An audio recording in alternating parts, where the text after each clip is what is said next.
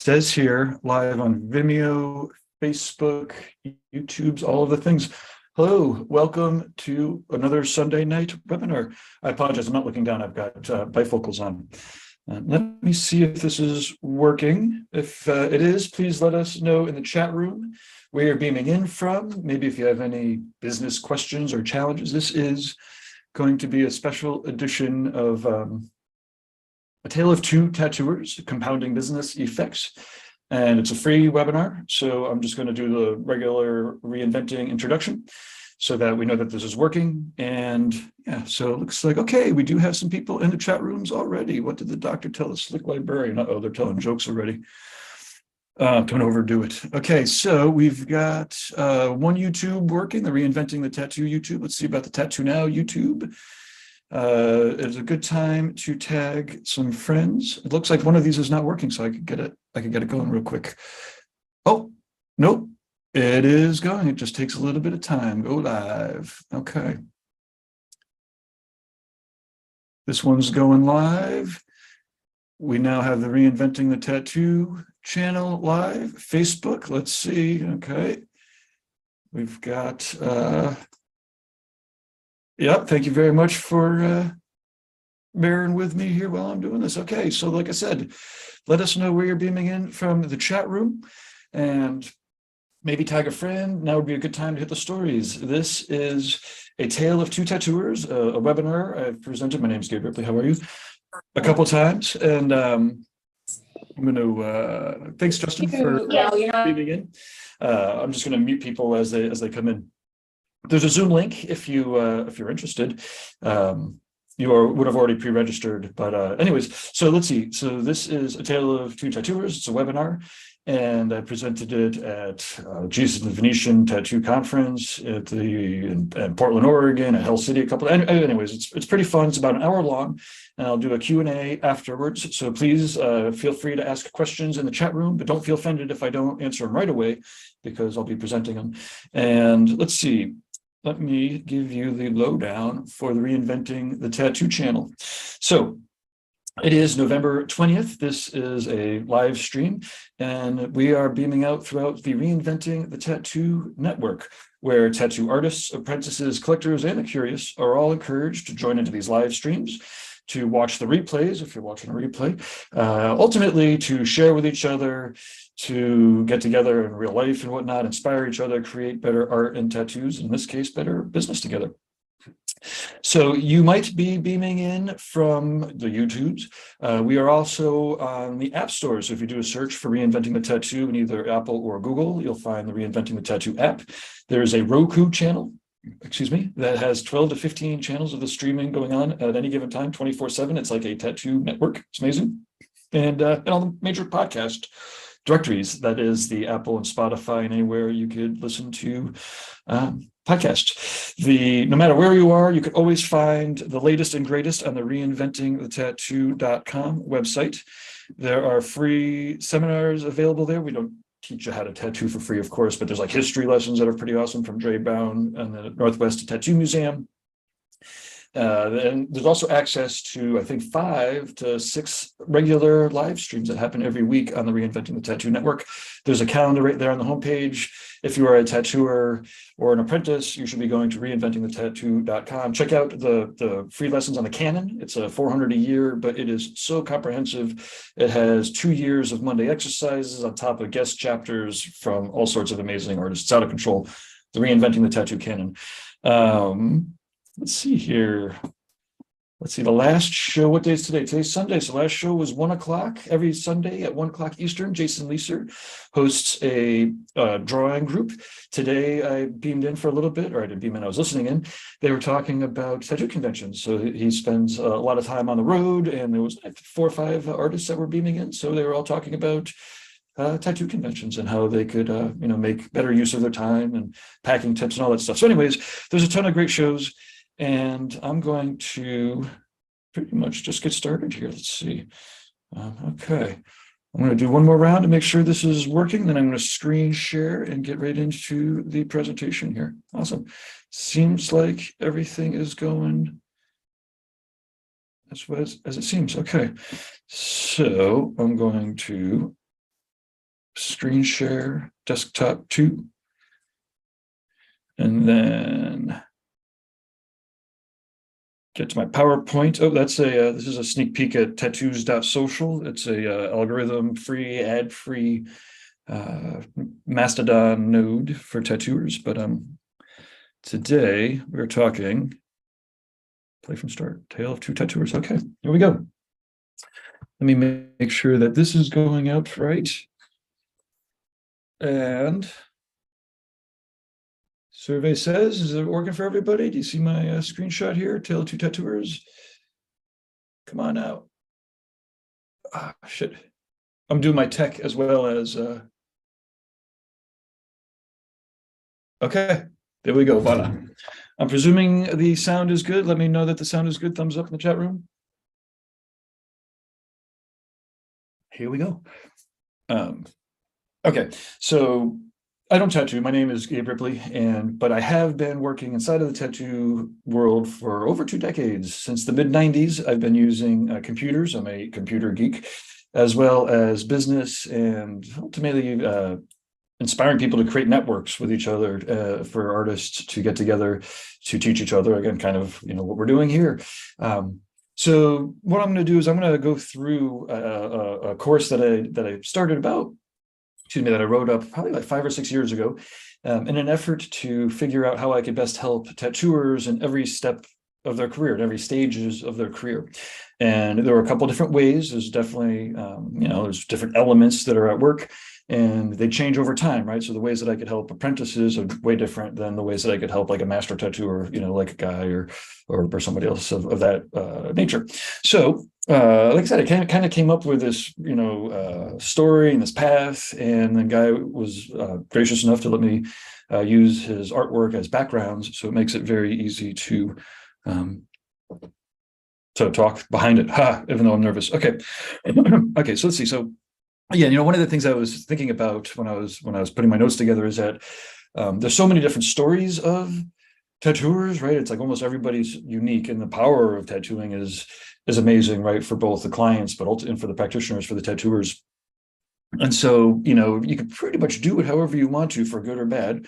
And but there's also, of course, there's similarities, right? So like no matter if somebody's, no matter what neck of the woods you're in or where in the world you are, tattoos still are permanent on people's body, so there's that the effects of that, are everywhere. So anyways, the stories that I'm going to be telling, for the most part, are all true. They're all pulling from real life experiences from artists that I've either experienced or heard from.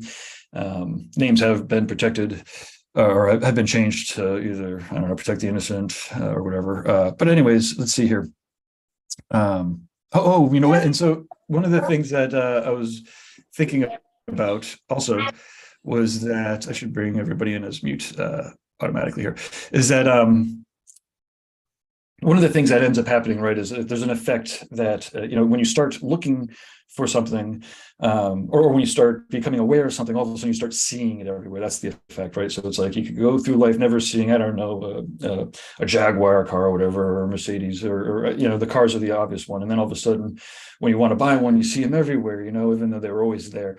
So it's one of the things to kind of keep in mind, from the very beginning. If you're seeking and looking for positive, awesome, great, contributing effects and people, that's more likely who you're going to find. And if you're in a negative mindset, and I can't help you with this, I'm not a woo-woo kind of a coachy kind of a guy, but the point is, if you're in a negative mindset and you're looking for excuses or problems, you're going to find excuses and problems. So you just, that's one of the first things right out of the gate.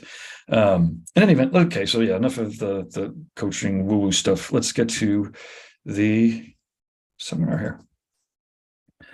Okay, so what are we doing? We're going to be exploring the common forces that affect tattooers throughout their careers. Now, everyone that's been watching this comes from a different background, a different culture, different philosophies, different politics, and of course, everyone is in different stages of their life, right? And different stages of their career. Now, I used to go through this with one tattooer, and then I realized that if I used two tattooers, or I talked about two tattooers, then there becomes the contrast. And so we'll see. I'm a little rusty, and I've got my pencil, so I'm going to try to do my math and my notes, and I'm going to try to compare these two tattooers as we walk through their hypothetical lives. And we're going to talk about the forces that are at work from the very beginning and all the way to the bitter end, hopefully the nice end, but who knows. And with only about an hour, we're going to touch on the main points, but as you can imagine, we could dive deep into any of these topics. And I do dive deep in any of these topics. So who am I? If you're just kind of beaming in and you are just starting the story, my name is Gabe Ripley. I am a computer geek. And for the last 15 years, I've had one of the most amazing jobs. I guess it's over 15 years now, since the mid-90s. I've created an amazing job working with some of the world's most talented tattooers, between developing tattoo websites for Tattoo Now and recruiting amazing tattooers to work at tattoo shops, producing professional development events like the Paradise Tattoo Gathering, as well as small ones, exclusive seminars with like Guy Aitchison, or inspiring tours off in the woods with 5 to 6 people. It basically engaged with a variety of different businesses, tattoo businesses, and different tattoo artists, bringing thousands of people together, or like I said, one-on-ones with consulting and whatnot. And because of all the amazing tattooers that I work with, the questions for career advice and whatnot, they're coming in pretty constantly. So let's see here. Let me keep going here. So I'm a computer geek. Like I said, I started programming computers actually in the 80s. I was 8 years old. It's kind of like counting your apprentice years. You're not really supposed to, but wait, Derb says that, right? So I've been programming since the 80s, professionally since the late 90s. I did own 3 tattoo shops, so they were all pretty amazing. And I do say failed here because I don't own them anymore. About 4 years ago, they exploded. It was horrible, and I learned a lot of lessons the hard way so that you don't have to. But they didn't fail, because they weren't working. It was doing, over 2 million a year in tattoos, and it was amazing. Anyways, the shops were great. So I know that from both points of view. I am a convention and event producer. Again, like I was saying, events large and small, all over the world. Thank you, tattooing. Thank you, tattooers. Thank you for people that are watching and anybody that's ever come to any of the events. Literally from China to Australia to Europe. I haven't gotten to South America yet. I'd love to. Cerveza, fiesta, but anyways, let's see here. And yeah, since the mid-90s, I've been doing this 25 years. I've caught the whole roller coaster ride. If I could do something else, believe you me, I had the opportunity to, and I would. Okay. Hey, thanks, Bradley. That sounds great. Thank you for checking in. Let me check this. Hey, look at that. Kyle's on there working great. Amber, we can see it. Fantastic. So also, don't forget, you could put in your questions into the spots, and then I will, I'll get to them in the end. So let's see here. So this is a familiar infographic, maybe. Like I said, I'm very thankful to Guy. It makes it very easy to kind of actually do this stuff. Now, in an effort to organize my thoughts about how to help tattooers, I set off to create a map of sorts, to follow an artist from their start as an aspiring artist through landing an apprenticeship, becoming an actual tattooer, and then a long, hard drive that some will undertake to become an artist of exceptional influence. So whatever the fuck that means. I put that here in my notes. But the point is, some people will take actions and their artwork will affect hundreds of thousands of people, or I don't know, generate 7 figures or of money or energy, right? It's not necessarily just the dough. And it's funny because I say here, anyone could be an artist of exceptional influence. And it kind of is true, right? Like some of the people that are at the top are like, well, if everybody else takes the same steps that I took, you'd be here too, right? And the truth is, everyone probably can figure it out, but most people won't, right? Like, so this is kind of a little bit of a, one of those contrasty things. It's like anybody can do it, but most people don't care enough. They're not going to sacrifice enough. They don't see it enough. They're, we'll go over it all, right? But the point is, when thinking about this, you can actually map out, the forces that will help and hinder us, tattooers, along the path, and it's been very useful. And again, life is, it's funny when I read shit that I wrote years ago, life is very unpredictable. There certainly is a natural order and predictable rules, right? So even in my roller coaster ride, like people predicted it, right? It wasn't completely out of the blue. Anyways, much like farming or like baking or whatnot, there's ingredients and there's recipes, and if you do it right, then you actually can consistently cook up some pretty amazing things. And then, and again, working with Tattoo Now and with the events, I've watched it happen, hundreds and hundreds of times. Let's okay, here we go. Let's imagine an indie movie with your favorite director, and let's hear them in the chat. Who are your? This is I was trying to help people imagine these two different characters, and I'm not going there though tonight. Okay, so when we're talking about artists of exceptional influence, right? So many explain. Oh, I already explained this. Many they'll talk about how they don't necessarily feel super exceptional, right? They are just people that are. They all do have trials and tribulations and struggles, just like everybody else. And often when regular tattooers, I hate to say it like that, but often when people will meet people of exceptional influence, right, and they realize, oh my God, wait, they're just regular people just like me. Sometimes I've seen almost the opposite effect, which is, they're like, oh wait, Jeff Goldblum, I'm just like him, he's a real person, he's just like me, or whoever it might be. And I said, well, that's true, he is just a person, he's not a god. But on the other hand, like, just because he's a regular person and you could be there doesn't mean you are there, right? So there's, it's amazing that the psychology of all this stuff is amazing. But let's see here. So the ingredients, let's just talk about what it's going to take. And then we'll talk about how these affect you throughout the course of your career. Education, it's vital. It's probably the main core of all of the solutions, right? The more educated we are, both in practice and in discipline, but as well as in input, then the farther we're going to be able to, to take it. The more we'll be able to see, maybe, the more we'll be able to think. It is what sets us apart, our brains. I don't know. I don't need to tell everybody here that's watching this about the value of education, hopefully. It's really just math. Okay, practice, right? So I don't know, there's the 10,000 hours rule. I mean, for me, I don't know, that seems silly. If you're doing something for 10,000 hours, you better be fucking good at it. And I also know people that have done shit for 10,000 hours and they are still not good at it.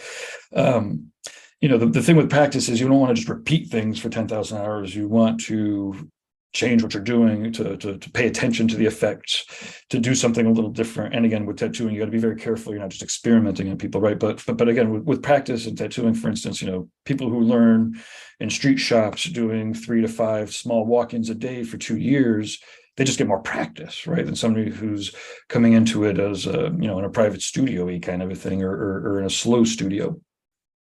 Promotion, and it's rough because it's really difficult, I know, for a lot of artists and tattooers to like promote themselves, right? To say, hey, you should buy my shit. And one of the things I love about tattooing is 2 things. One is if you it's a really soft sell, so it's like you really want to educate people about what you have, but then let them do the sales, right? You almost don't want to sell them. You just want to educate them. For me, I want to educate them. So my promotion is all about education, and then when they want the best tattoo, hopefully our artist or the artist that I'm helping promote would be the ones that they're looking for.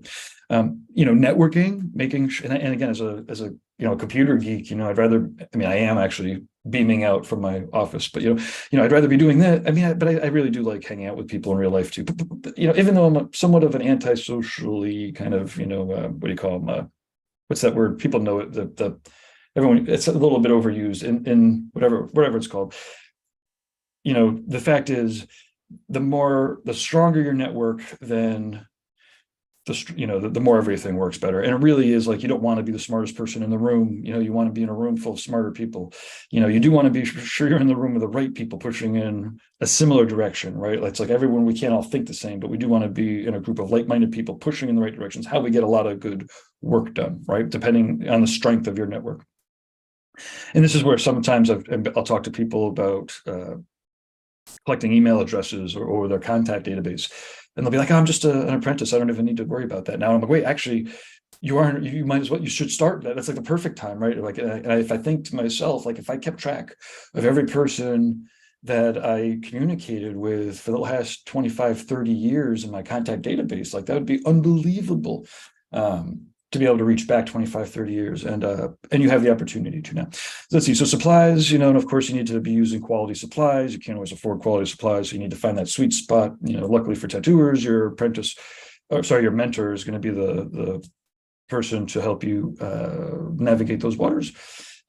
Spirit, this one's that this is the woo-woo one, right? Like you either got it or you don't, right? Or that's not entirely true. If you don't have it, you could probably learn how to become in tune and get it, right? But the thing is, the more spirit you have, what is it that you have to say? What is it that you're doing? What is the, you could presume you could render out the best that anybody can, like, Nico or Alex or Ivan or whoever. What is it that you're saying?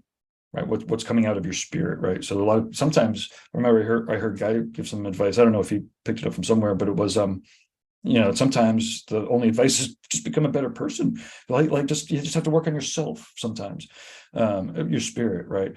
Okay, then there's sacrifice, and this is one that most people, especially these days, won't sacrifice enough. Now, again, you don't want to sacrifice unnecessarily. You don't want to, sacrifice needlessly, because that's not sustainable. But on the other hand, it just takes a lot of time, takes a lot of sacrifice of all, and when we talk about this later, I'll talk, it's like it's almost like whatever it is that you don't want to let go of is almost what you have to what you have to let go of, unless it's positive, right? Or at least I guess you have to let go of all the negative. I don't know, we'll talk about it later. And then finances. Obviously, you need to keep track of money and business, and this is where one of my biggest weaknesses is I don't prioritize it enough. So if you're looking for the financial expert, I could point you in the directions that I'm trying to go to. Okay, so it looks like we are still working. The chat room's going. Fantastic. Okay, so let's start our journey here. Now, before our artists, and we have, I suppose, two of them, right? Before they land their apprenticeships, they're starting to build some of the essential skills that are necessary, right? Now, these skills are going to form the foundation of their career and really the foundation of their habits. And we all know lots of shop owners who will not re-apprentice people because you have to unlearn all those bad habits, right? And this is what we're talking about, like the foundational skills and habits that you pick up right away are so important. So let's follow our hypothetical tattooers as they build up their skill sets in different ways. Oh, I'm really hoping my notes stay this updated. Oh, I got somebody in the chat room here. Justin is lurking in the background. Yeah, awesome. No problems. We'll have a Q&A will be after this. And if you're watching and you want to zoom in, we could get you the link for that. But okay, so let me see if I can move to the next slide. There we go.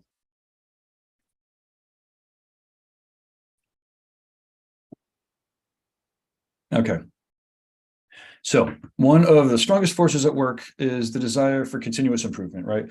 And we all know many artists who think that just good is enough, right? And actually that's, one of those sayings, good is an enemy of great, right? To be great, to be truly great, really routine of professional development is an invaluable tool. Discipline, it's really easy to be disciplined when things are easy, right? So, but pushing boundaries and breaking through barriers inherently is not easy. It takes a disciplined personality to push through discomfort, right? Without discipline, it's really easy to settle for good. I mean, I think that's one of the special forces sayings, right? If when you think you're done, when you think you're at your max, you're at 40%, right? Drink more water, get some more oxygen in your system, and just you have to do it. You have to be disciplined enough to get through it. Having a healthy work ethic, and this doesn't necessarily mean working 80 hours a week for 30 years and yourself into the ground, I hope. But it does mean making sure that you will work enough. You got to work enough. It takes you need to show up to work. You need to be focused on it. You need to leave your shit behind, right? You can't bring your drama. You need to be there to work, to produce, right? And one of my favorite tattooers and artists is Sean Barber. He's, he's fun. He's really fun. He's amazing. He's caring, and he cares about you, and he's there to work, right? But he's there to have fun. It's fun work, but you got to have the work ethic,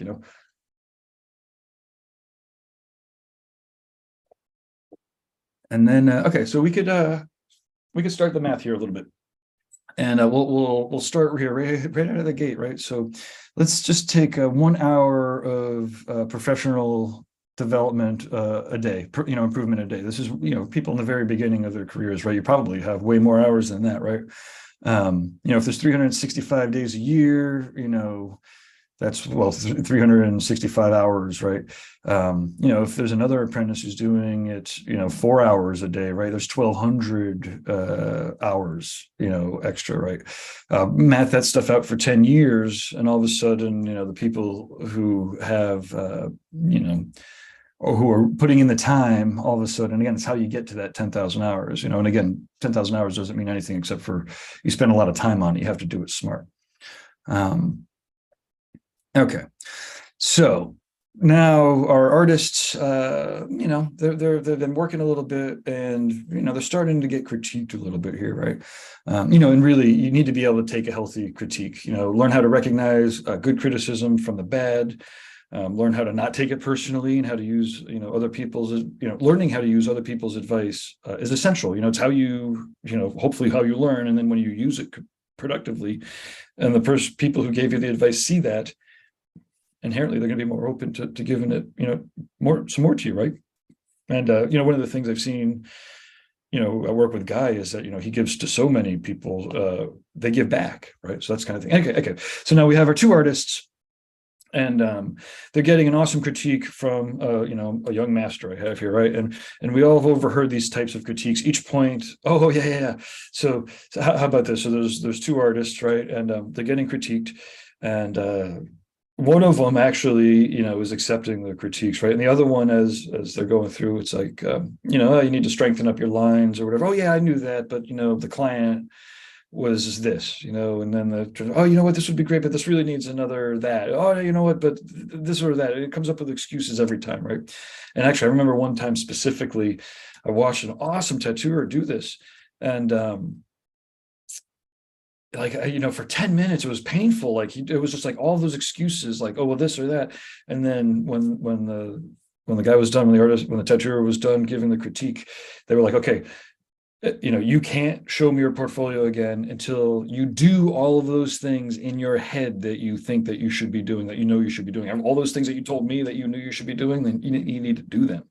And really, that is one of the main things that really separates out some masters from amateurs, right? And sometimes it could just take practice to really understand critiques, and to take those critiques and actually put them into action to understand. And so here we go. So we have one of our artists who's going to get a professional critique once a week of their artwork, compared to another tattooer who actually doesn't even take it very, very well, right? That could be, 52 critiques a year, that's an amazing amount of awesome critiques compared to somebody who's not getting any, right? Again, map that out 10 years, 520 critiques, that's worth, a tremendous amount, right? Okay, so replication. At this point, the artists are often, as everyone here has experienced, you're often just replicating things that you enjoy, right? And again, you need to be careful that you're expanding your skill set so that you can understand how to render. But you're not doing it necessarily. You're not like passing off all the work as your own. You're not like ripping shit off, right? In the replication, that's going to be useful, obviously, for flash tattoos and for a lot of tattooing, right? Or photorealism and stuff. Exploring, right? Let's not get stuck in ruts. Make sure that you're starting a routine, or if you can, start a routine from the very beginning of, again, expanding your mind to other cultures, to travel around a bit. I guess we talk about travel more, but really at this point, just making sure that you're not going to be. And again, there's a million different ways to do it. Everyone has their own, but it's beneficial to have that open mindset, right? To not get stuck in the spots that you're at, to really be anticipating and enjoying, experiencing the variety of life, right? So now we have now our artists, a couple of years later, right? We've got them. They're talented artists with technical skills, right? And they want a tattoo. They're on their quest for an apprenticeship, right? And really, often the hard part isn't necessarily finding an apprenticeship, as hard as it is, but finding a good apprenticeship is even harder. Often travel is going to be necessary. It depends on where you are, I suppose, and what the action's like there. But for the most part, if you're looking to get a good apprenticeship with a good shop with awesome artists, you're probably going to have to travel. You might even have to travel to get the art schooling necessary to be attractive as an apprentice. Again, these days it's getting harder and harder. It'd be interesting to know, people in the chat rooms, let me know how much art training you had and how much traveling you had to do to get your apprenticeship. It'd be interesting for all the other people to know. And I know you're watching because I can see you on here, everybody. So please get into the chat rooms. Let me know, like I said, how long it took. Did you have to spend years? Did you have to go into hundreds of tattoo shops? Did you have to travel halfway across the country? Or did you just start off like in Chicago when your tattoo artist said, hey, let's do this? It's always fun to know. In any event, the point is, the more you're open to traveling, then the more options that you have. Networking, of course, this is what I was talking about earlier, is going to be helping you expand your opportunities. Just straight up, the more people that you have positive relationships with, that you're contributing to, that have your best interests at heart because you have their best interests at heart, you'll find then there's going to be more paths that come in your way, right? They have books on like creating your own luck and that kind of stuff. I have it right here. Luck is not random. You make your own luck. Go figure. Okay, so let's see here. So Artist B does land an apprenticeship in a year or two, kept on hanging out at the local studio, getting tattooed and cleaning up until they took him in. Our first artist A, they kept at refining their portfolio, right? So maybe it took them longer, right? So this is the artist who's, our responsible artist A. But because they've been feeding their visual library, right, they've been expanding their mind and are exceptionally picky. They haven't, really found a mentor they jived with yet, right? Tattoo artist B, they ended up at the spot where they, started getting tattooed, right, without, too much care, right? Artist A's, holding on, right? Instead of just getting a local apprenticeship, they're really keeping at their artwork. They're going to online schools and classes. They're going to local art groups. Attending a ton of conventions. Remember, they're getting critiqued. Maybe not once a week, they can't afford it, but once every other week or once a month. Artist B can't really go without making the mentor jealous, but artist A keeps on just meeting cool people and getting their portfolios critiqued at shows, et cetera, et cetera. It's costing money to do all that, right? They're not there, but it's well worth it for them, right? So the two artists also differ about having something to say. This is what we're talking about with the spirit, right? The technical skills at this point might even be, still pretty close. They're both making, leaps. Maybe the difference isn't super great. Artist A, has something to say, right? For better or worse, they're able to attract like-minded peers and clients. Artist B's just kind of, takes on their mentor's bad attitude, right? Not only with networking, not really caring about meeting new people. Some of them kind of even frown upon it, right? They just become grumpy and shit. So bam, it's like not only is the first artist here expanding their vision by traveling and by actively seeking new people, but they end up making just more solid connections in the process. And this, helps with actually authentically, caring about something, that will strike a chord, with people, right? When you actually give a shit, well, again, you could attract whoever you want to. You can either attract people who give a shit or people who don't give a shit. I don't care. I'm just telling a story here. Okay, so in any event, at this point, artist B is always wondering where artist A is always talking about this or that and doing benefits or whatever, but they're still grabbing drinks together. Our apprentice hopefuls are still friends. Okay, and now we've got a quote from Ben Franklin here.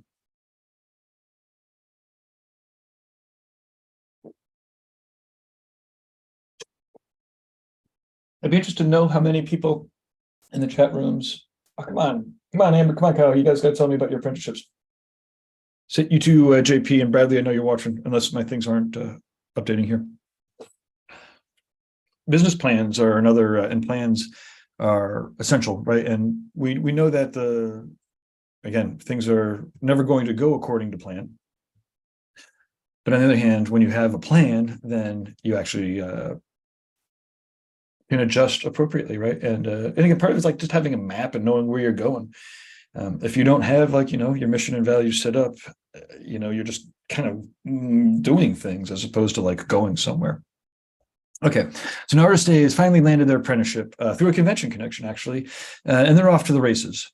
Now, Artist B is pretty much thrown to the wolves, right? Which is kind of nerve-wracking. It's great for your nerves after you get through it, but So I usually stick to the thing. If a client doesn't want it, they end up walking out, but that's okay. They tattoo enough.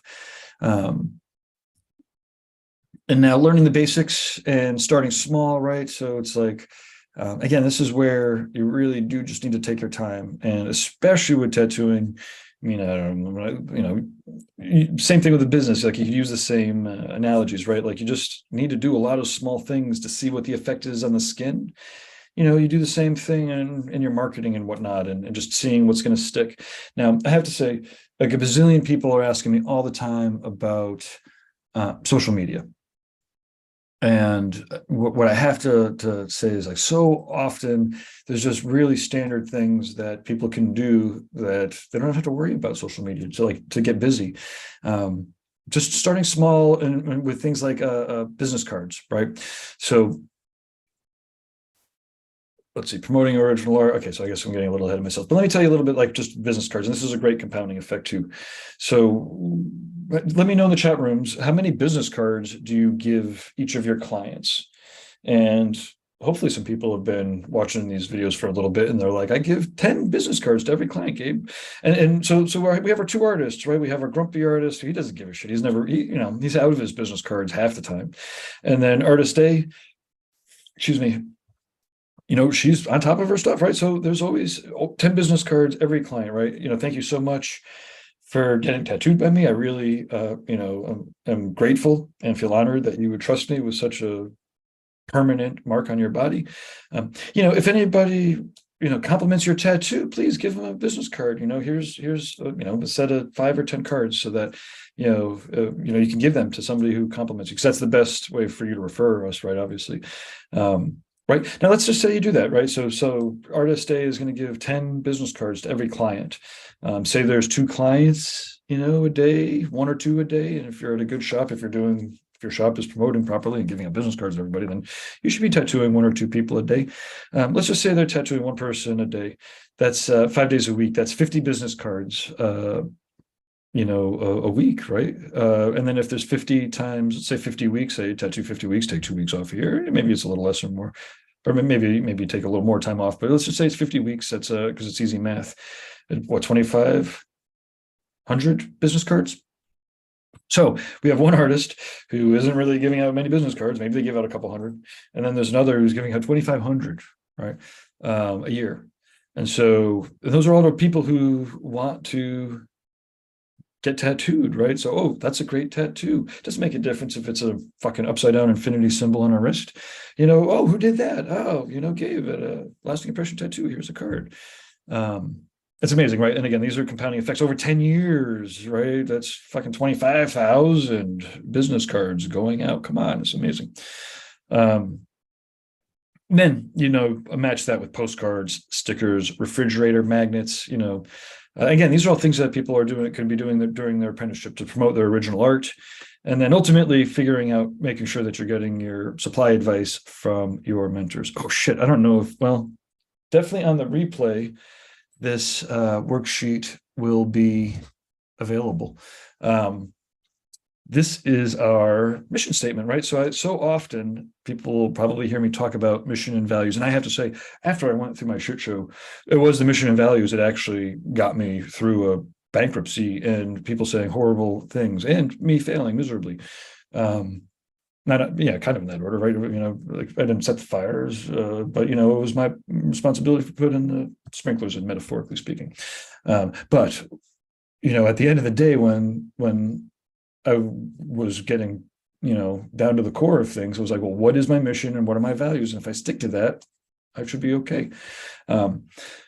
This is you could do a search online for like mission and values, and you'll see all sorts of great videos, right? Simon Sinek does a bunch. I think I have some in the courses, I'm not selling anything.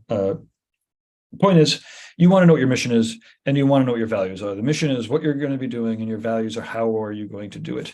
And you'll see here a while back, I think we had a little mini magazine. I don't have one kicking around. Well, I do have one kicking around somewhere.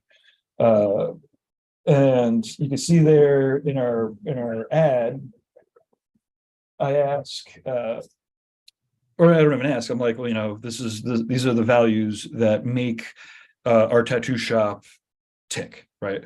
And it was pretty amazing because I remember years later I was at a tattoo shop in Wales, and the tattooer, when we started talking about this stuff, is like, oh, you know what? I remember you posted up a picture of this. This is what it was, of the magazine, and I remember I printed that out and I put it up in my station. And I was like, oh my God, and at this point, I was like, still reading books about this stuff. I was like, oh my God, that's fucking proof of it, right? It's like, I went through the effort of identifying what was working, as far as our quality, work ethic, honesty, longevity, intelligence, patience, right? Because I had attracted people previously that were interested in the action and the money and whatever it is that they saw going on that they were attracted to, but it was not the work ethic, or it wasn't the honesty, or it wasn't the longevity, right? And so by identifying the values, I was able to basically get in sync with people, right? It's pretty cool. So yeah, you can either check out that worksheet or find some of the other videos and stuff, or hit me up. I'm down with chatting about this shit. Okay, here we go. We've crossed the threshold now. Our two artists are now professional tattooers, and really at this point the responsibility to improve, now that our tattooers are working on people, has greatly increased, right? Obviously, it seems to me, right, that due to the nature of what tattooers are doing, the sacred nature, you really do have, you got to be seeking improvement. You have to improve your art. You have to, because you're marking people for the life. A routine of education really is vital. I feel like, and if you're not, then I feel like you're doing tattooing and your clients a disservice. Your best tattoo should be the last one. And okay, so we have education, we have practice. Let's stick with this, education or practice. So practice, again, clearly. Practice makes closer to perfect, right? But it's practice with intention. It's not simply repeating actions. Simply repeating actions isn't practice, but again, repeating to figure out what it is that was working and what's not working. Promotion, right? Having a consistent brand, right? So now these professional tattooers, you want to have a logo and a word mark and colors that are consistent. A brand, when people see your business cards and your posters and your stickers and your website, should have the same. It needs to be consistent, right? And the beauty of having a mission and values, right, is that you can filter almost everything through that, and it makes your brand easier to identify. I mean, in essence, your brand, your colors, and all this is going to convey your mission and values. And that's the beauty of you guys. You're all artists, right? So you get to do this all creatively. And you'll notice maybe even some of the old institutions, they'll have their values and it's how those fucking cheesy ass posters start, right? That you have values in the posters that are around, right? And if you're not living your values, then it is bullshit, right? I remember interviewing somebody who was like, I can't stand values-based companies. I'm like, oh my God, I've spent the last 5 years drilling values into the business. But they were working with companies that didn't actually believe in the values that they were proposing, right? So in any event, again, promotion just needs to be consistent. I'm maybe my promotion, but again, mission and values is everywhere, and brand, it's very important. So what else we got? We got statistics. So this is keeping track of not just money, although you should keep track of your money, but really how about, positive reviews, right? Positive reviews versus not just bad reviews, but positive reviews and bad reviews. Keeping track of, new customers and repeat customers, certainly keeping track of income, right? And the value per client. It would be interesting. How many people know the value per client to themselves, not necessarily, or to the shop? And I'm great. I'm psyched. I got some action in the chat rooms. Thank you very much, everybody, for talking about your apprenticeships. The next question is going to be about, do you know how much each client is worth on average? It's pretty simple to figure out, your total income or total revenue for the tattoos that month, divided by the number of people that you tattooed. And if you do that for 10 months or a year, or a couple of years, you could really hone in on a pretty awesome statistic, which is how much money do you make per client, right? And if you make, $150 per client, that means you could spend $25 per client. Fuck it, you could go around and be like, hey, I'll pay you $25. Come and get that. You don't have to go that far. Point is, understanding your statistics means you get to make decisions based on those statistics. And the supplies, again, now now our two professional tattooers are actually spending their money on better supplies and better equipment.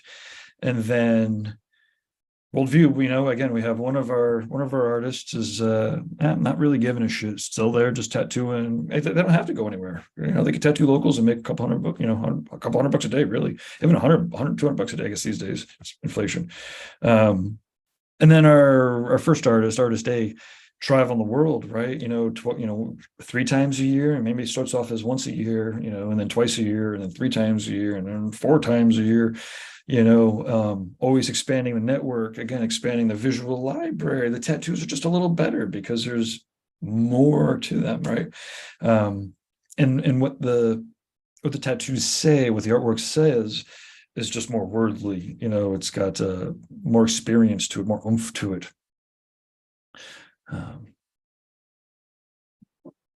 Okay, so experienced professional tattooers. Okay, now we have experienced pros.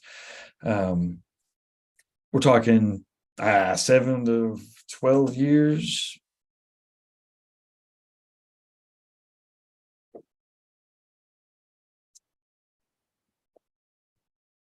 And now at this point, often tattooers are going to have something to give back, right? Hopefully something to add, maybe not to the massive tattoo world in general, but after 7 to 12 years, definitely something to your tattoo shop.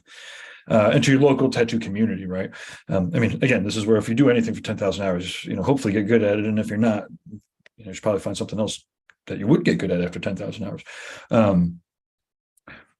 Often, creating a small seminar like this will help you organize your thoughts, and to which in itself is incredibly useful. Often I try to encourage our tattoo shops, or the tattoo shops that I work with, when they're having their shop meetings, hopefully every quarter, every month, that they, one of the artists is teaching something, right? Whether it be, even, a younger tattooer might know how to talk to people better than a grumpy old tattooer. The grumpy old tattooer definitely knows how to put tattoos in better.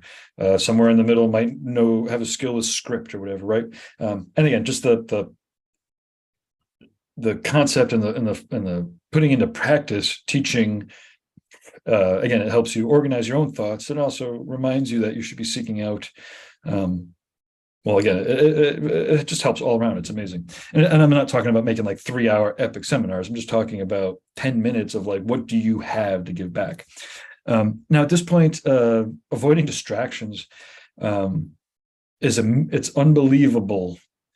It's not unbelievable. It's perfectly predictable. Again, part of the beauty of tattooing and being a tattooer is that it's going to allow you to be whatever you want to be, right? And our 2 tattooers now, they've been tattooing 10 years, right? They're making pretty good money. Even the guy that's just hanging in his hometown, right? He's now doing $300 a day, $400 a day. The other A might be doing, $1,000 or $1,500 a day, right? But still, $400 a day, you can do whatever you want to, right? The point is, like I'm saying, tattooing will allow you to be anything that you want to be. And that's it, right? So if you want to be an asshole, you could be a major asshole and still make $500 a day, right? You could do all the drugs, you could have all the sex, you could eat all the food, gluttony, sloth. You could be as lazy. You kind of be as lazy as you want to be. If you make $1,000 a day, $1,500 a day, there's nothing stopping you from working 3 days a month, really. Any number of excesses really can be distracting, and one has to be exceptionally focused, and solid in their egos to avoid, I guess the 7 deadly sins. I hate the religious stuff, but they classify things relatively good. Point is, this spot here, this is one of those spots, you really have to just work on yourself and figure out, and I have to work on myself just like everyone else does. What is it that is, if you bump it up to 12, right? If you bump it up to 15, is it healthy or not, right? And so again, my lack of interest in money is horrible, because if I'm in charge of millions of dollars and I don't give a shit about it, then I don't have a lawyer to protect it, you know.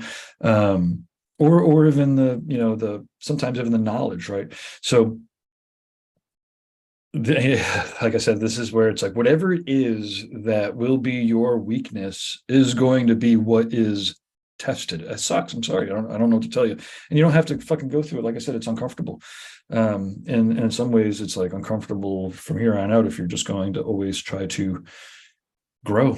Growth is same, it's just like the gym, you don't get stronger by like chilling, unfortunately. So let's see here. What do we got going on here? Philanthropy. This is one of my favorites, right? So another philosophy that will help tattooer A, because they give a shit. But one of the philosophies and forces at work that's going to help them progress is a sense of philanthropy, right? The attitude of giving back to actually help others, and to have that naturally, like not like just try to take advantage of people by like giving it enough to get, right? But like by truly helping others, by being a we person instead of a me person. I'm not going to talk about politics much more than that, and I don't have to, because I know what's stronger. Okay. And then sacrifice, and again, this is kind of, again, all these things are really in balance, right? Like, if you're truly going to be exceptional at things, seems to me that I've never really seen anybody do it without sacrificing a tremendous amount of time, money, friends, sometimes family, certainly video games, and again, like, it's almost like it depends on what you want, but if what you, in this case, tattooer A and tattooer B, they want to be Guy Aitchison or Nick Baxter or Ivana or Carrie Barber or whoever, right? They want to be one of these tattooers of exceptional influence, right? Or at least they think they want to be. And so, which one that is sacrificing their time, their headspace, there's a couple of thoughts. One is, I remember a musician once told me, there's a,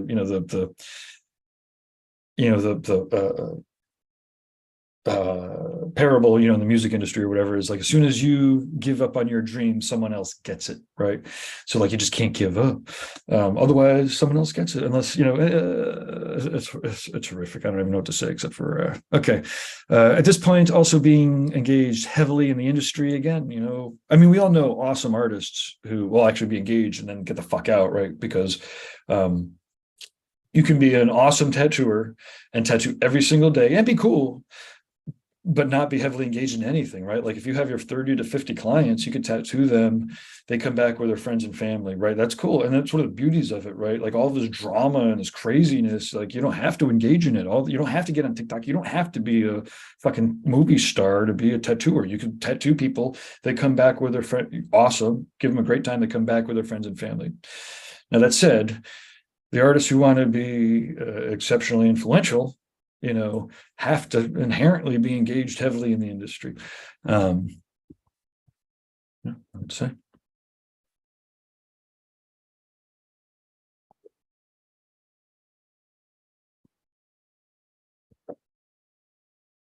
I have no idea if anybody's watching. Oh yeah, people are watching. Okay, cool.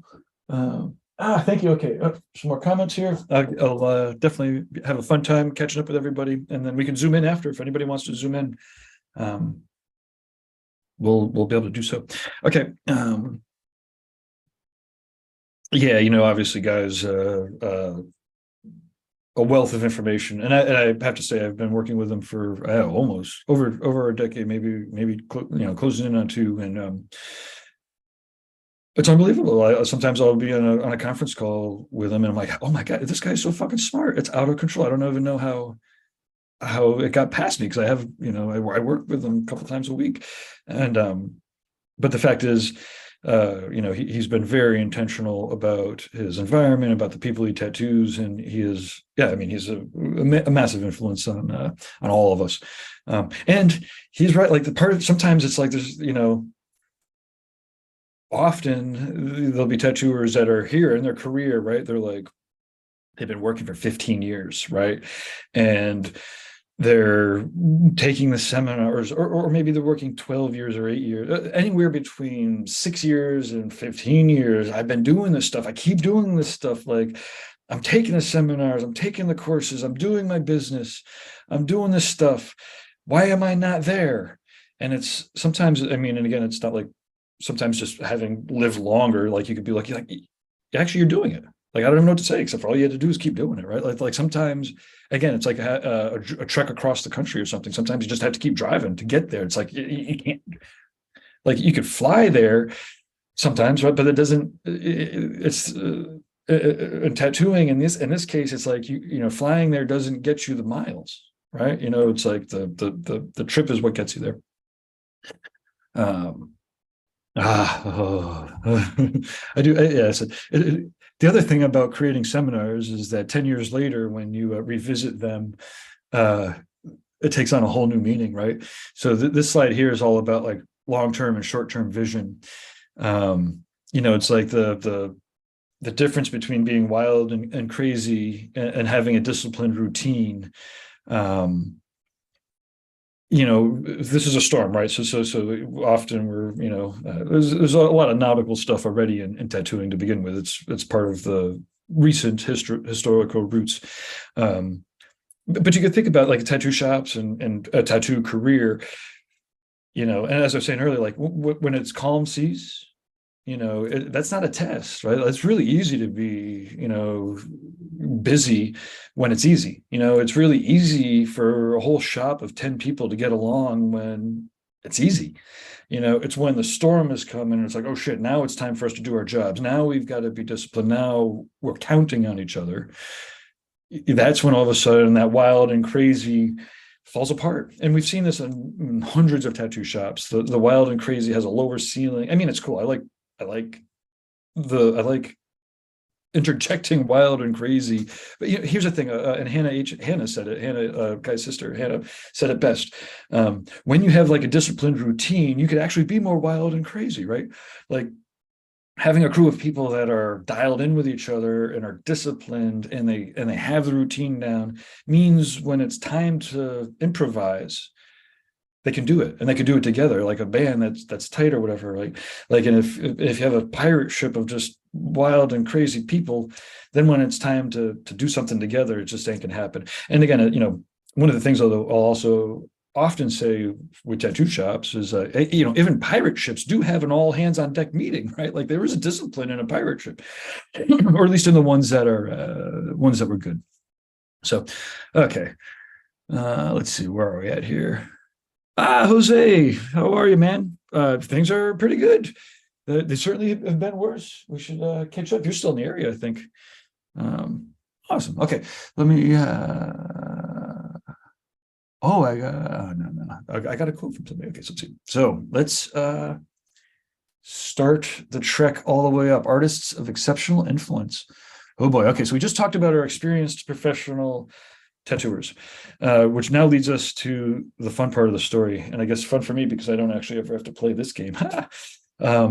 It's difficult to find an exceptionally influential artist who hasn't been refining their skills for long periods of time, right? I mean, that means like the actual technical skill, again, their disciplined routine of self-improvement compounds over time. So after 20 years or 30 years of like always paying attention and trying to do it better, these are the artists that are masters of their craft. There might be outliers that pick that shit up or have fucking brains that do the things, right? But like, Guy didn't get where he was because of anything other than he spends time improving himself. Other people go to sleep and he fucking draws. So you go to sleep. I can almost guarantee that when you go to sleep, Guy fucking starts a sleeve drawing and fucking draws for 2 hours, right? Unless you're going to sleep at 3 a.m, right? And it's that disciplined routine of self-improvement that compounds that gets people there, right? And again, I'm not like suggesting that you kill yourself and work, right? Like, but you need to have that disciplined routine of self-improvement.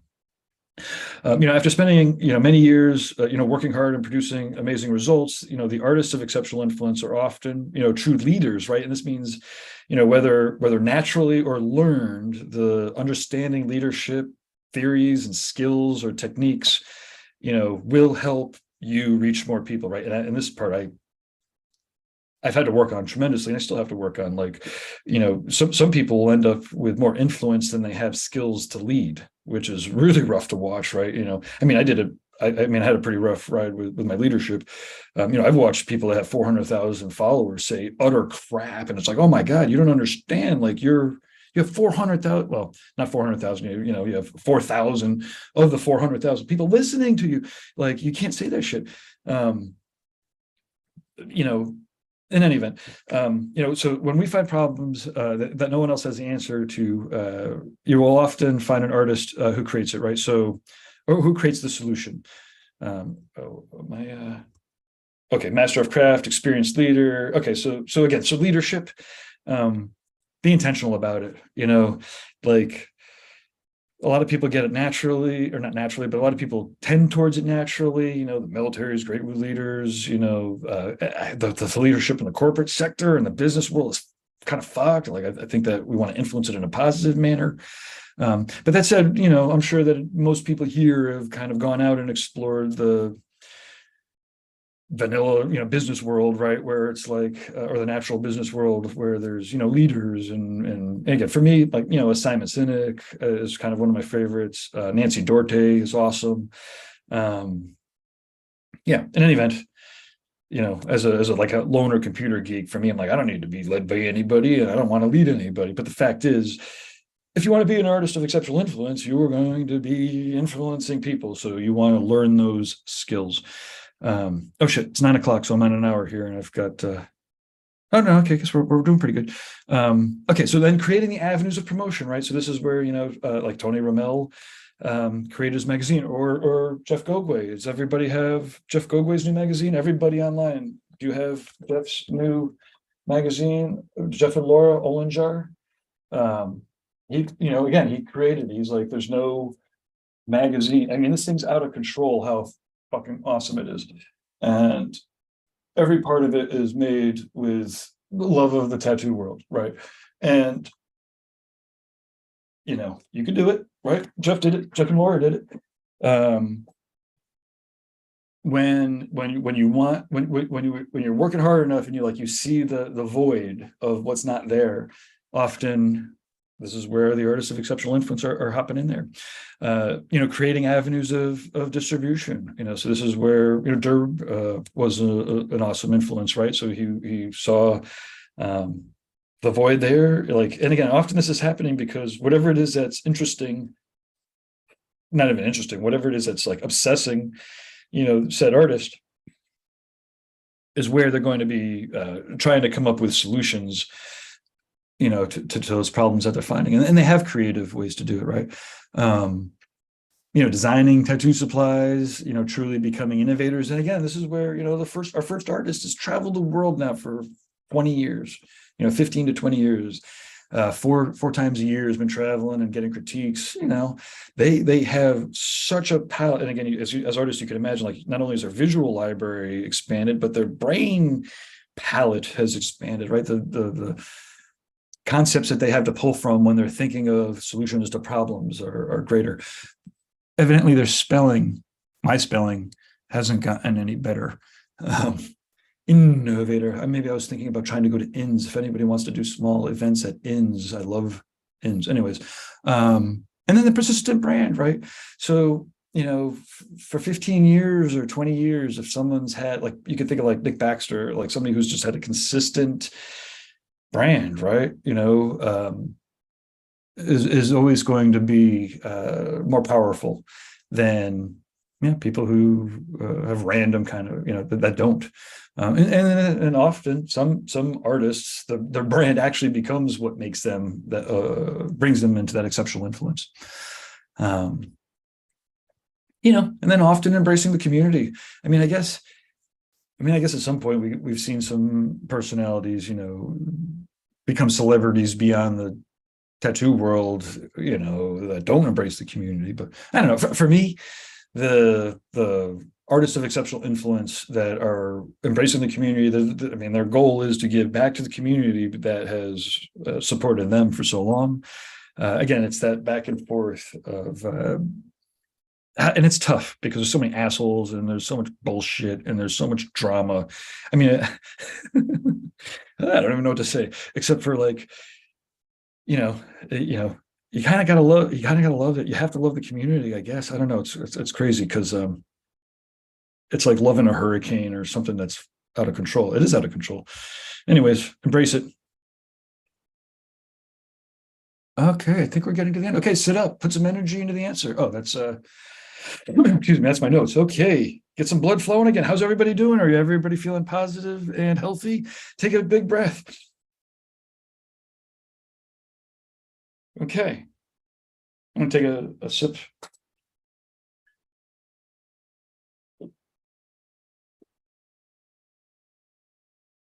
And we're going to recap and then do some Q&A. Oh, actually, we're going to do a recap. I'm going to read off some of the comments, and then we'll do some Q&A. Okay. Oh, shit.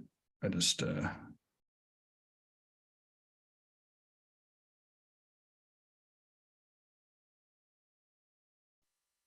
bear with me here, people. Hey, there's more people watching now than there were when we started. Okay. Okay, here we go. So anyone can be an artist of exceptional influence. Start here. Promotion.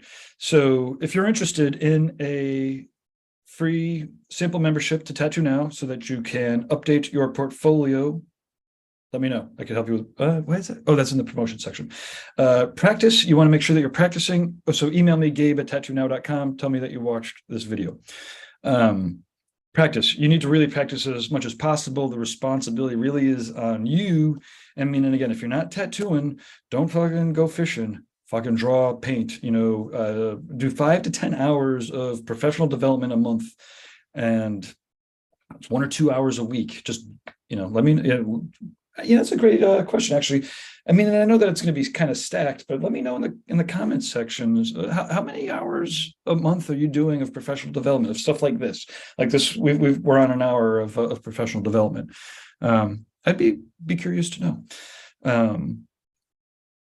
Supplies, make sure you're always making more dough so you can buy the best supplies. Spirit, let's see, Wheel of Life link, make decision. Oh, I do have, you know what, let me just fly through this shit, right? We've already talked about all this. Oh, hey, networking. So one thing that we should do is everybody should drop their Instagram handles or their website address into the comment section so that everybody that's watching can then kind of cross-pollinate, and you could all network with each other. You're all already of similar ilk if you're watching this for this long. And okay, so this is a summary. I'm going to restate my main points and reuse photos. No, that's not true.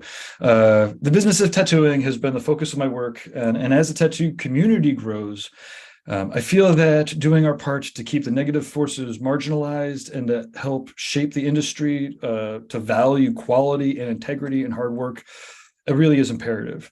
We've seen the effects of the international corporations and what they do when co-opting, a cultural art form, right? I mean, I don't know how many people in the music biz, but man, it's fucking horrendous. The presence is only going to grow as the industry does. I wrote this fucking 10 years ago. And I'm not saying anything against the conglomerates that sponsor our events, I guess. But, but as a unique art, tattooers, you really do have direct control over, your work in a very unique way. Tattooing really has an immensely strong spirit, and I trust that it's going to take care of itself. But always, I mean, want to affect positive change. But, so here's the thing, right? Like, tattooing is going to take care of itself. It's a spirit greater and larger than all of us. But that said, I always want to make sure that I'm trying to affect a positive change on it when possible. And as big business is coming or it's here, even despite the fact that I don't really like public speaking, the game is on, right? The starting gun went off when TV picked up on tattooing. The media conglomerates are going to do what they've done to the previous arts and business and opportunities. Like tattooing is a difficult thing to try to make into a commodity if you, the tattooers, don't let it, right? Like you could spend your money with who you want to, and you are actually literally the people that are affecting it. So I don't know. Yeah, learn business, work on it. Otherwise, someone else will. And I don't know. I guess mostly I just want everybody here to have a positive influence on the tattoo world. And yeah, okay. I guess I'm wrapping up here. Tattooing is a difficult thing to make it work at your business as well, isn't it? Okay, so I guess this is a Q&A section. I'm going to leave this up here and read off some of the awesome comments because I was asking about them. Thanks again, everybody, for tuning in. Let's see what we've got here. So JP Mumney, locally, it seems like private studios, no walk-ins, are growing in number while street shops are declining. What is my view on that across the industry? Okay, well, okay, so this is something I feel like has always been an issue. I think that all of the issues are getting amplified, right? For me, having a tattoo shop means that you have enough energy to be able to create an environment that is not replicatable in a private studio, right? I mean, I get two things. One, I think it's awesome. If there's not any good tattoo shops in the area that suits your environment, then fucking make one, right? You could do that. It's not super trivial, but you could do that. I mean, and I do think, and I come from an era where it's like, I want to work with tattooers that are contributing. And if you're contributing, that means you're bringing in more business than taking away. You're not taking away any business. Now, that said, if you're working at a private studio by yourself, you're missing out on all of that professional development, the critiques, walking a client around the studio to show them off, to be able to walk that client around the studio to get the critique afterwards. I mean, at the tattoo shops that I used to own, we were sending people, to Japan, right, on pilgrimages around the world to study with the best tattooers. I'm looking at the completely wrong camera. Those were things that we were able to do as a tattoo shop because we had, a lot of artists that most shops couldn't do, and certainly you couldn't do as a private studio. So I think that ultimately it puts the onus on the tattoo shop owners to make sure that they're producing an environment, creating an environment that tattoo artists just can't replicate. And the fact is, if you're a tattoo shop and any of your artists can just rent a spot for $1,500 down the street and replicate that environment, then they probably, no harm, no foul. You should be creating a better environment, do those art nights where you're bringing everybody together, like literally spend the dough to get the shit happening, right? So that's my thought on private studios, right? So artists that open up private studios, that's awesome. They're creating an environment that they want to. They're going to have to make sure that they're networking with people, doing maybe things like this, or traveling to conventions, or bringing guest artists through, so they have, they're not just working solo. And tattoo shops, you just always got to keep working hard to make sure that you're producing enough value so that tattooers can do it. And I have to say, there are enough tattooers out there that would love to be able to walk into a shop, do 2 consultations a day, and then tattoo 3 hours on one person, 3 hours on another person, and then go the fuck home, not worry about it, and give them, 40%, sure, 30%, sure, to the shop, like, yeah. I mean, I think that, a lot of people will say that the era of big tattoo shops is over. I'm not going to get back in the ring, so I'm not going to necessarily argue with that too much. But on the other hand, I think that it's always happened, and a lot of it really is on the shop owners just to be able to create that environment. Okay, so Bradley Robinson, hey, Bradley. My apprenticeship was very difficult to land because I was in the Army, and a lot of the shops refused to work with me because I would be gone at a moment's notice. But I was dedicated and didn't quit. You know what? And I think that both points of view are probably all right, because the reason why a tattoo shop would teach somebody is ultimately usually it's so that the artist will then tattoo there. And right now, tattoo shops need badass tattooers. Like there's, we need, if you're an awesome tattooer, look me up. I could get you to a great tattoo shop. There's so many shops that are looking. And so, if you're in the Army and you're moving around, and ultimately, if you're in the Army, that is your, your focus. And obviously, you learn how to get past. I know Jesse Smith was also in the Army. He was tattooing people in the barracks and whatnot. Okay, so let's see. So, Bradley, you give 2 cards to every client along with a sticker pack and an ointment. That's awesome. You might try for a month, give them 10. I don't think anybody's going to give 8 of them back, right? And then all of a sudden, you can almost start I don't want to say training your clients, but like if a client has 10, they're more likely to, that's in, so it's a subtle way, to say, hey, give more out. And then when they're out of them, often you'll find people are going to come back. Hey, I gave out all those cards. Could I have some more to give out? Also, I think we're not quite in sales pitch time yet, but in 15 minutes, you could help with affiliates. We have an affiliate scheme set up so that, anyway, okay, so let's see here. So JP, I apprenticed under a program called Reinventing the Tattoo. Guy's a fucking badass.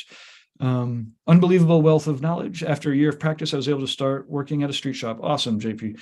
After 3 years in a pandemic, I didn't feel like I could do my best work in a street shop, so I opened up a private studio that's art focused. I did have a couple of decades of art interest prior to picking up a machine, and it seems like the art side of the industry is also on the rise. Quality over quantity. Yeah, 1,000%. Although at the height of my tattoo shop, I was, I had the hubris. I was like, quality and quantity. We were fucking busting out so many fucking badass tattoos. It was amazing.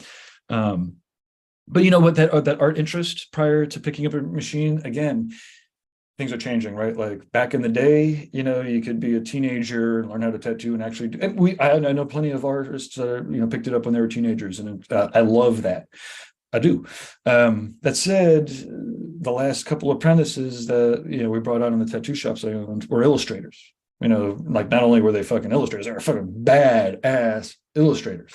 Like they were sick. They're still sick. Like even, and so those are the people that we really want to bring in, right? So if you're an apprentice, like I wouldn't even, you do what you want to do, but like the goal of an apprentice is to contribute. The goal of any artist is to contribute to the shop, right? So like, but the apprentice, if you take 5 years, 8 years, 10 years to hone your art skills, then you have something to contribute to a tattoo shop, your art skills. So yes, so the bar is rising for everybody. And then it was Jose. Nice to catch up with you. Bradley, so many hours. I'll start keeping track. I never thought to keep track of that, but that's exciting. He's talking about keeping track of professional development, and Bradley's clearly keeping up on all the stuff. He came out to a couple of the events, and so JP Mummy, what about a private studio with multiple artists, the best of both worlds? Yeah, and here's the thing, right? I didn't hone in on the mission and values, right? And as with every answer, really, it's like it depends. It depends on what the mission is. But to your point, having a private studio that has, like, say, 3 booths, that's off the beaten path, so everybody can stay focused, sounds like a fucking cool gig to me.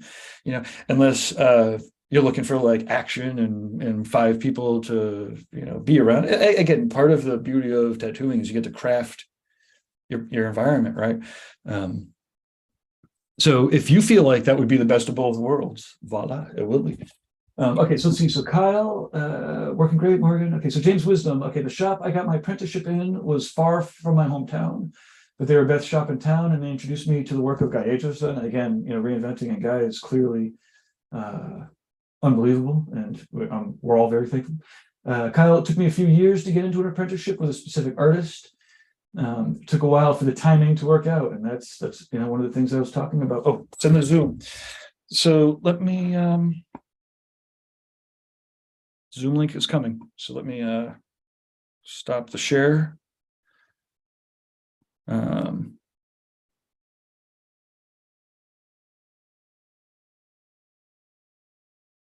Explore. Fuck.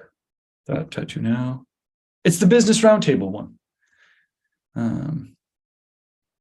But I need to tell people what it is, because otherwise you can't get to it. I sent an email out earlier. I apologize, everybody. Oh, you know what? I'll just drop this shit in the chats. Justin, if you want to unmute yourself and hop on, that'd be cool too.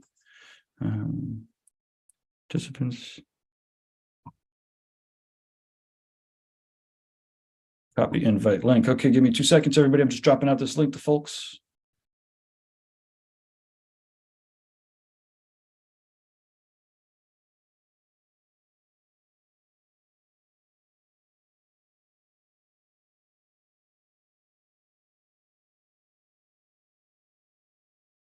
Be business.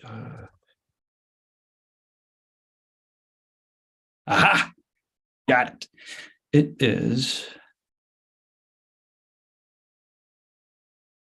It's going out in all of the chat rooms. Okay. Hey, we got a bunch of people dropping out their Instagrams. Facebook, go screw. Okay. So the YouTube channels have the Zoom. I think it'll just pop in. Okay, so then let me get back to screen share real quick. Okay. Oh, that's a content calendar.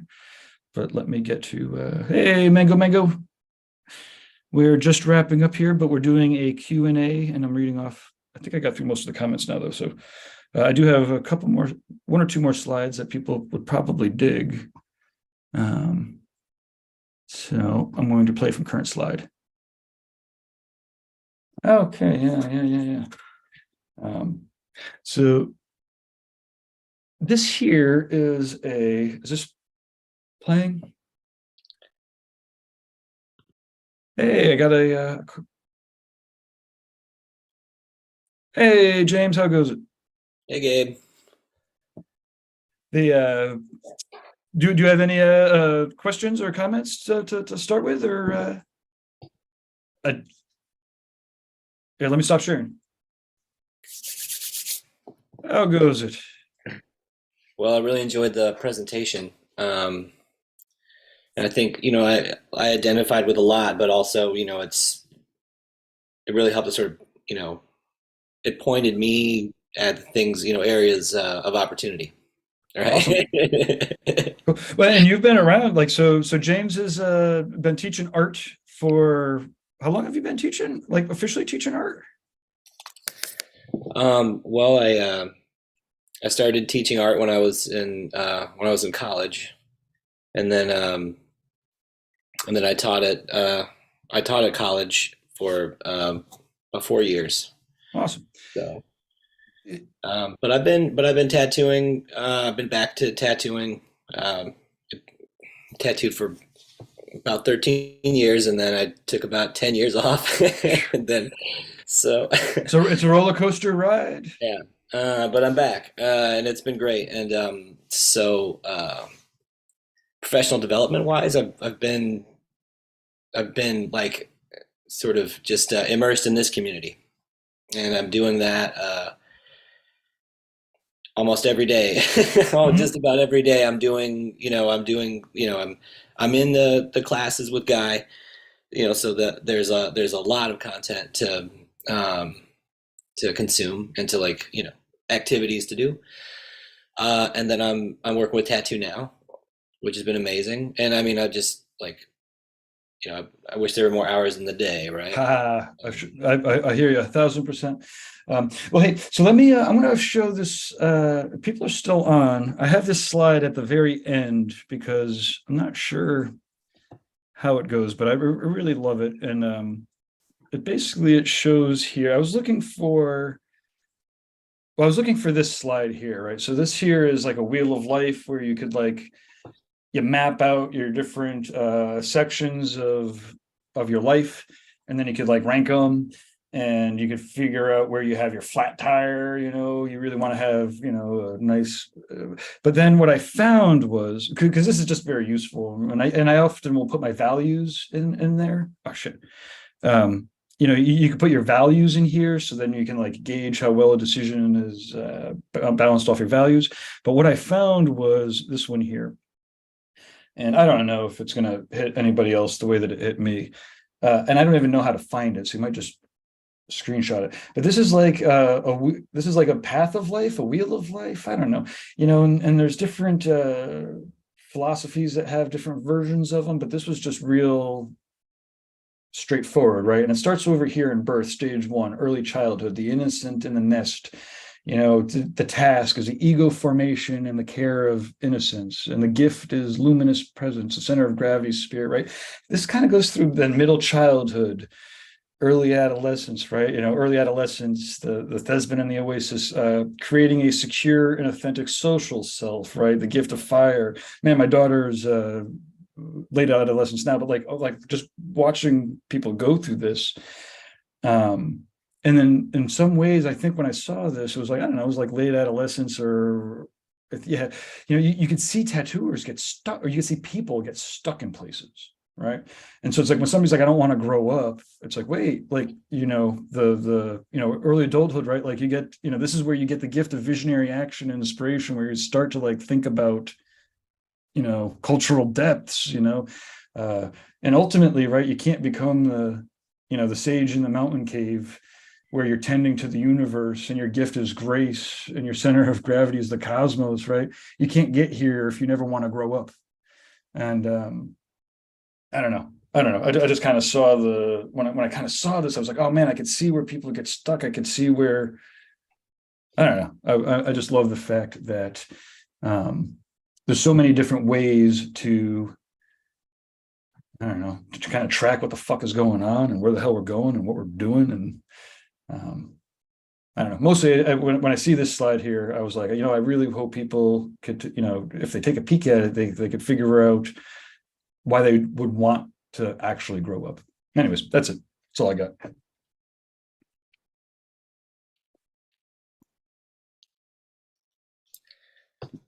I guess I believe the goal of that wheel of life you showed is it's probably like almost like a return to innocence, like a becoming a child again, but growing up first, and It's then being exactly like that. yeah, being able to be like I don't know, like not dragged down by the weight of you know of your life.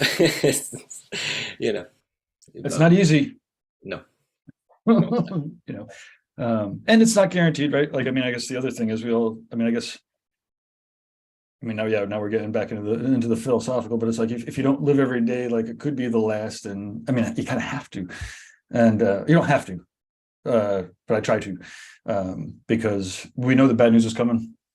I mean, that's all it breaks down to, right? And if we're lucky, we get the full life cycle, and so there we go. But I'm at it. Thanks for watching. Thanks for watching, everybody. I think we're good, James. We're catch up with you tomorrow morning, bright and early, huh? Yes, sir. Looking forward to it. Awesome. Well, cheers. Thanks again, and we'll catch everybody in the future.